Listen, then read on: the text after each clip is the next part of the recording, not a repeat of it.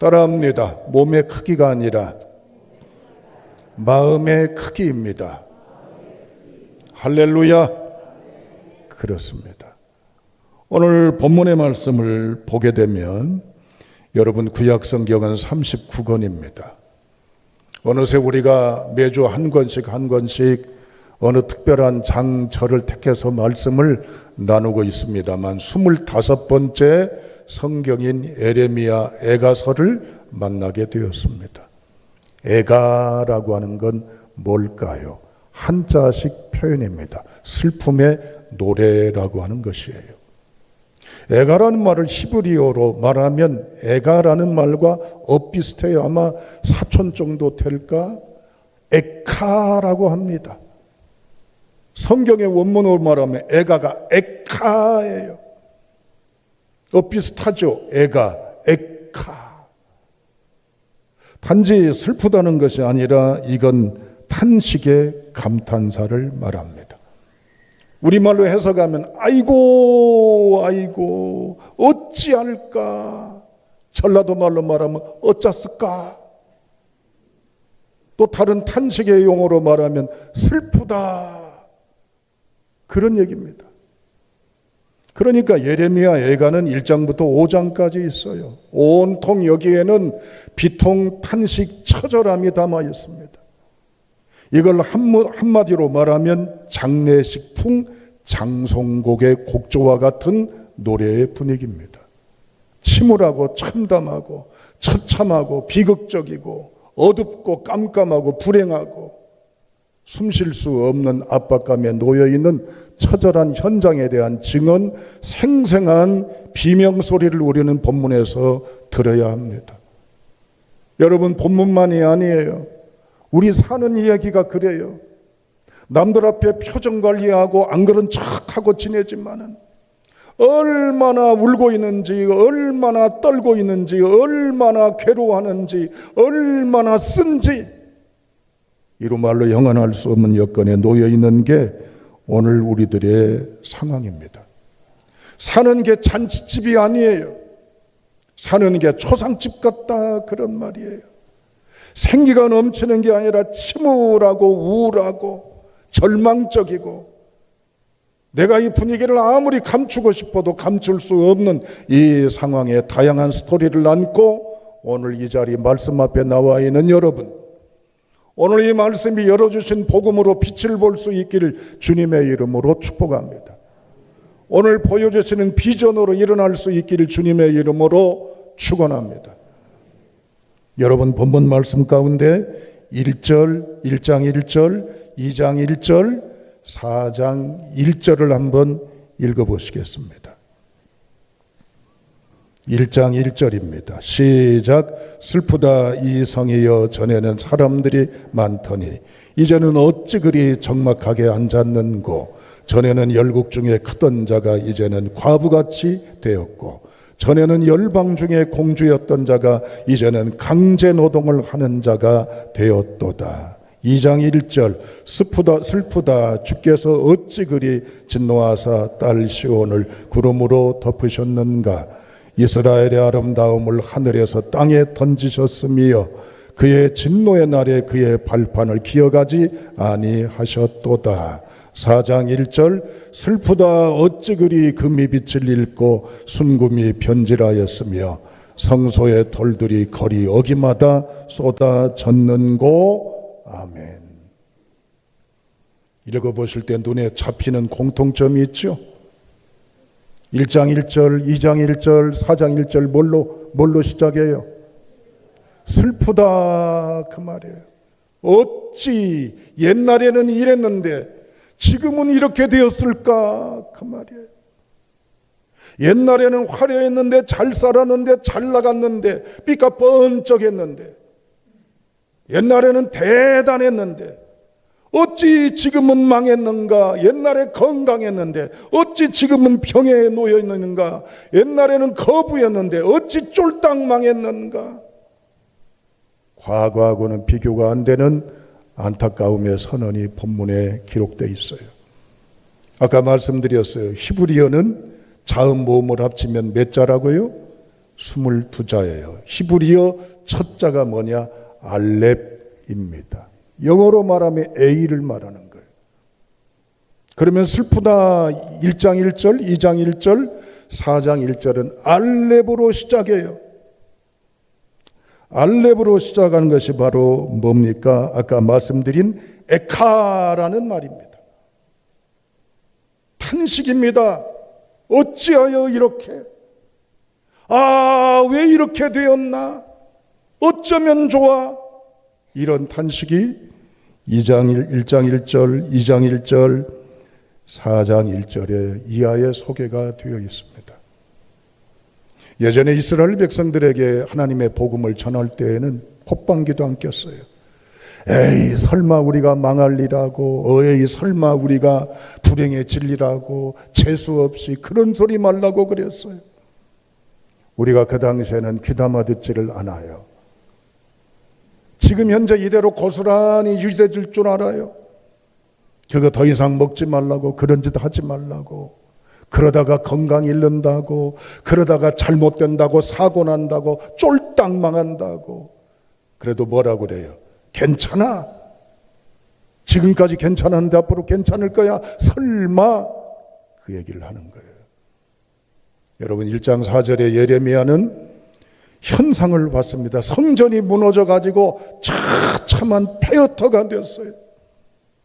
주일날로 말하면 성전에 나와 예배드린 사람이 한 사람도 없어. 모든 건물이 무너지고 잡초가 우거진 그러한 현상을 1장 4절에 탄식하며 봤어요. 4장 10절에 보면 유다가 망하면서 얼마나 불행했는지, 먹고 사는 문제가 처참하다 보니까 믿어지지 않는 현실에 생생한 리포터가 있습니다. 뭡니까? 먹을 것이 없으니까 4장 10절 나중에 읽어보세요. 자식을 삶아 먹어요. 이해가 돼요? 에이 설마 그런 일이 벌어졌어요. 생명을 유지해야 되니까 어린 자식을 부득불 삶아서 먹고, 서로 간에 남의 자식을 삶아서 먹고, 양식 나누죽 인육을 먹고, 인신제사를 드리고 처참하고 참다한 비극에 떨어지게 되었다는 얘기입니다. 이건 뭡니까? 하나님이 노하신 거예요. 코로나 시절에 홍성훈이라는 시인이 이런 시를 썼습니다. 제목 하늘이 화났어. 읽어드릴게요. 얼마나 화가 나면 마스크로 말을 못하게 입을 막았을까? 얼마나 화가 나면 서로 만나지 못하게 거리를 두게 할까?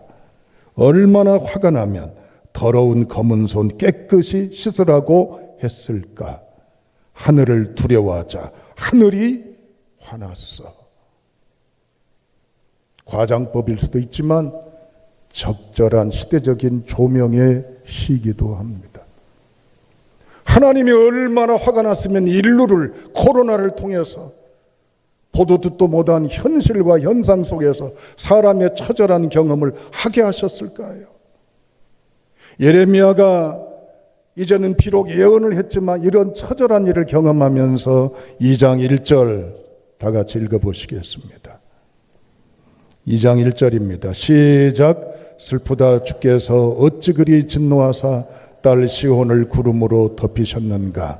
이스라엘의 아름다움을 하늘에서 땅에 던지셨으며 그의 진노의 날에 그의 발판을 기어가지 아니하셨도다. 아멘. 이 이야기는 남 얘기가 아닙니다. 우리가 이렇게 탄식할 때가 있습니다. 한번 따라 하시죠. 내가 어쩌다가 이런 신세가 되었던가? 도대체 내가 무엇을 얼마나 잘못했다고? 하나님이 왜 나에게 이러실까? 좀 가만히 내버려 두시지. 왜 나를 이렇게 힘들게 하실까? 아이고 내 신세야, 내 팔자야, 내 처지야, 내 운명아. 그러지 않으세요? 남들은 다 행복하게 사는데 왜 유독 나만 없냐고, 왜 나만 안 되고, 왜 나만 꼬이고, 왜 나만 어렵고, 왜 나만 힘들고, 왜 나만 여전히 울고, 왜 나만 이렇게 괴로움 속에 살아가냐고. 내가 그렇게 안 살았는데, 나 그런 사람 아닌데 잘못 살았으면 벌 받는다고나 하지. 왜 하필 나에게, 왜 나에게, 어찌해서 나에게, 무엇 때문에 나에게. 여러분, 머리로 해석이 됩니까? 이해가 되고 현상과 상황 여건들이 제대로 그 답을 찾을 수가 있어요? 도무지 믿어지지 않고 답이 안 나오고 해석이 안 되고 예상치 못했고 꿈에도 생각지 못했고 이런 일이 정말 맞나 싶고 정말인가 싶고 어떻게 해야 될지 모르겠는 현실 앞에 형편없이 아무 힘도 못 써보는 내 자신. 그게 우리들의 모습입니다. 이런 현상 속에 예레미야는 우리와 똑같은 심경을 토로합니다. 3장 18절 읽어보세요.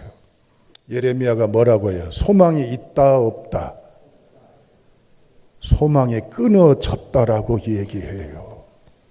사랑하는 여러분, 여러분이 지금 애쓰고 수고하고 힘겨워도 살아가고 있는 이유가 소망이 있어서 기대되어서 살아가고 있어요? 아유, 목사님 그런 말씀하지 말아요. 소망이요? 나는 아니네요. 그냥 살아요. 마지못해 살아요. 어쩔 수 없이 살아요. 죽지 못하니까 살아요. 그냥 살아가는 거예요 라고 얘기하십니까? 선택하십시오.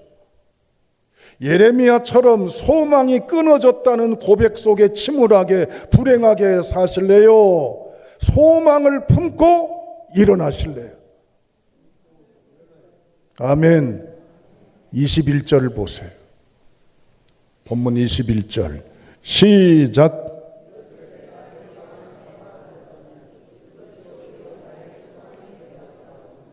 이게 무슨 일이에요? 18절까지는 소망이 끊어졌다고 그랬는데 21절에는 소망을 내 마음속에 두었다고 그러네요? 엄마, 이게 무슨 일이에요? 소망을 둘 수 있는 처지가 아니라니까요.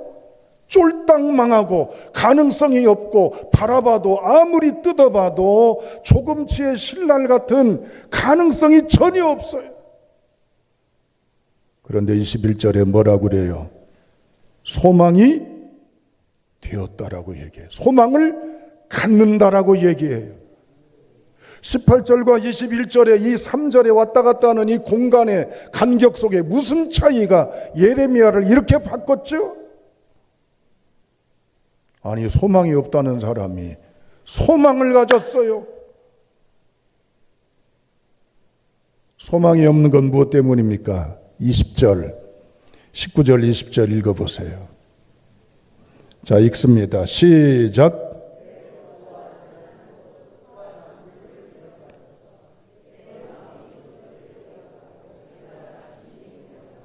쑥과 담즙, 낙심이 되었단 말이에요. 고초와 재난 등등을 기억하니까 그것 때문에 내가 지금 뭐요? 소망을 잃었어요. 여러분이 겪고 있는 아픔만 쳐다보면 그것에 집중하고 탁해 삼으면 아무런 재미가 없어요. 기대감도 없고 내일 해가 뜨는 것도 별반 행복감도 없어요. 그냥 이대로 눈 감았으면 좋겠어요. 안 보고. 적어도 예레미야는 아시다시피 엘리야 같진 않아요. 엘리야는 하나님 앞에 죽기를 간청했잖아. 나를 데려가 달라고. 이렇게 부대끼고 시달리고 어렵게 지내느니 차라리 죽는 게 낫다고. 신앙의 사람도 예외가 아니에요. 뭐 목사라고 대단한 것 같아요? 장로님들하고 막 신앙이 완벽해요? 우리가 어떤 고난에 처하면요, 내 극한 참을성 견딜 수 있는 여건조차 산산조각나면요, 아무것도 아닌 초라한 인생에 불과한 거예요. 그런데 예레미야가 어떻게 했길래 18절에 소망이 없고 낙심이 된다고 그랬던 예레미야가 소망을 두었대요. 무엇 때문에 이렇게 노래 곡조가 달라집니까? 단조 속에 장송곡 같았던 노래가 장조로 달라지는 거예요. 참담하고 무겁고 이제는 쪼여온 듯한 이 긴장감이 가득했던 노래 곡조가 밝고 행진곡이고 씩씩하고 희망이 있고 액센트가 있는 노래로 달라집니다. 할렐루야. 오늘 이 자리에 감춰진 비밀의 아픔을 짊어진 채 긴긴 세월, 기나긴 세월 어둠 속에 죽은 자와 같이 남들에게 마치 입방아처럼 조롱거리가 될까봐 눈치 보며 삐죽거리며 멈칫거리며 고개 숙이며 지나온 우리일 수도 있어요. 내 모든 인생이 딱 멈춰서 한 발자국 못 나갈 수도 있고 내가 무엇인가 딱 묶여서 옴짝달싹 못할 수 있고 내게 쌓여있는 이 벽을 어떤 힘으로도 무너뜨릴 수 없는 여건에 놓일 수도 있어요. 심지어 기도하는데도 깜깜해요. 이 이야기는 3장 1절부터 18절까지 나와 있는 내용을 제가 축약한 거예요. 그러니까 예레미야가 소망이 없다고 여긴 거예요. 그런데 아까 말씀드린 대로 어떻게 해서 소망을 갖게 됐어요? 다 같이 20절, 21절 읽어보세요. 다시 한번. 20절, 21절입니다. 시작.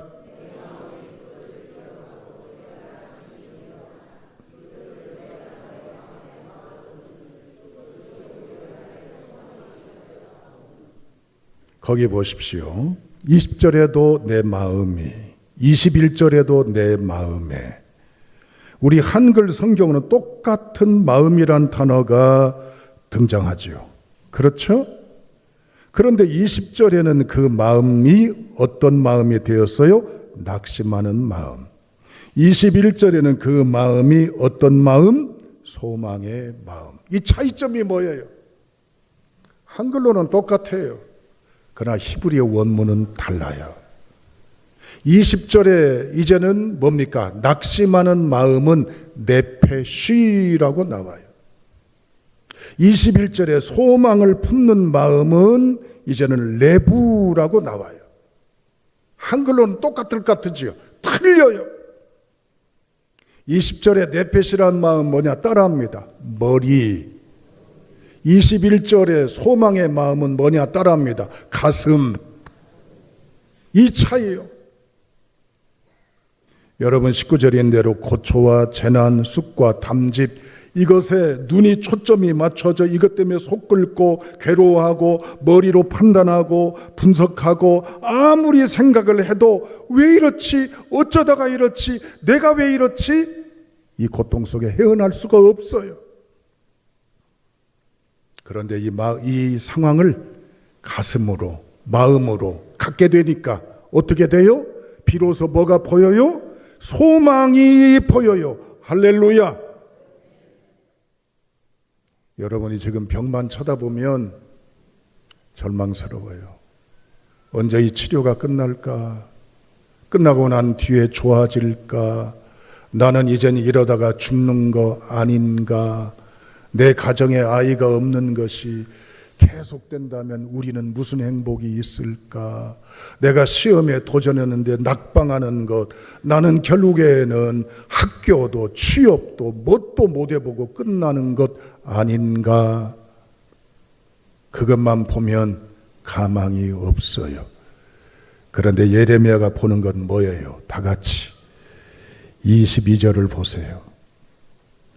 22절입니다. 시작.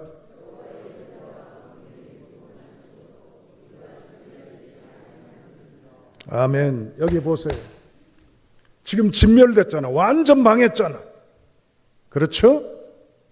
심지어 애를 잡아먹고 그러잖아요. 무너지고 다 빼앗기고 끌려가잖아요. 탈탈 털려서 딱지가 다 붙고 부도가 나고 신용불량자가 되고 하루아침에 길바닥에 내앉았잖아요. 이런 상황을 보면서 예레미야가 나는 이 소망이 끊어졌습니다 했던 예레미야가 소망을 갖습니다. 그러면서 뭐라고? 우리는 진멸되지 않는다. 요즘 말로 나 안 죽어. 나 안 끝났어. 나 이제는 패배자가 아니야. 남들은 묻겠지. 네 꼴을 봐, 네 처지를 봐, 네 상황을 봐. 괜한 객기스러운 소리 하지 마. 제가 어려워지니까 이렇게 됐나 봐. 조롱할 수도 있어요. 그런데 예레미야가 22절에 뭐라고요? 우리가 진멸되지 아니함이니이다. 선언하잖아요. 뭘 믿고? 22절에 답이 나와요. 뭘 믿고? 인자와 긍휼. 사랑하는 여러분, 병드니까 하나님 살려주세요라고 기도하는데 염치 없죠? 그래도 괜찮아요. 여러분 머리 써가면서 여러분 꾀로 요령으로 나름대로 지내오면서 쌓고 갖고 그러다 보니 내가 잘했어 이래라고 으쓱거렸죠? 하나님 없이 지냈죠? 하나님이 꼴 좋다 그러더니 어디 네 하는 것 좀 보자 하지 아니하셔요. 주님은 변함없이 자궁에서 나같이 불초한 자를 이제는 잉태하신 그 사랑으로 나를 놓지 않고 외면치 않고 버리지 않고 사랑으로 품어주시니 우리가 여기서 일어날 수 있는 줄로 믿습니다. 지난주에 우리 설교가 뭐예요? 아이라서 행복하다고 그랬잖아요. 지난주에 예레미야를 통해서 주님은 4가지의 동사용어로 우리에게 말씀하셨어요. 진영이를 지었다. 진영이를 안다. 진영이를 구별했다. 진영이를 세웠다. 하나님은 내가 뱃속에 태어나기 전부터 이 땅의 존재로 생명 자체로 시작되기 전부터 하나님은 나를 아시는 분이에요. 부모도 나를 모르고 같이 사는 부부도 모르고 아무도 모르지만 하나님은 나를 아셔요. 하나님 나를 구별하셨어요. 그리고 하나님은 나를 세워가고 계십니다. 그게 뭐요? 지었다는 얘기예요. 계속 만들어 가시는 하나님. 이제 결론입니다. 여러분의 처지와 여건이 어떠하십니까? 복음 아니면 우린 이 상황을 털고 일어날 수가 없습니다.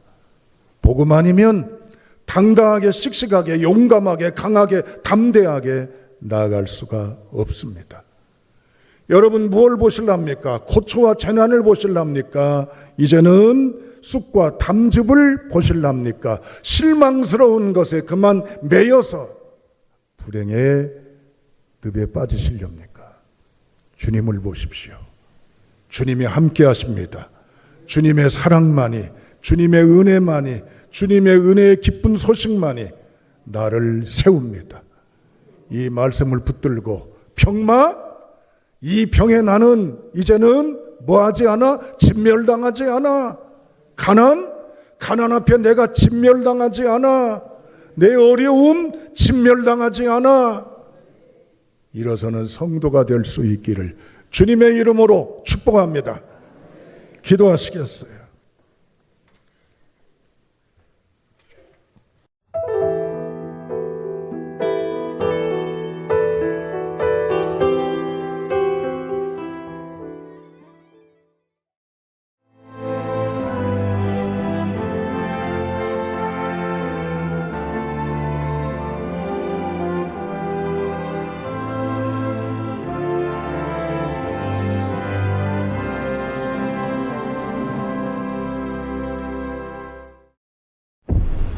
최적의 산업 인프라, 편리한 교통 인프라, 대표 2차전지 클러스터, 미래형 신산업, 해안관광의 중심지, 살기 좋은 정주 환경, 미래를 여는 투자 중심지, 광양만권 경제 자유구역.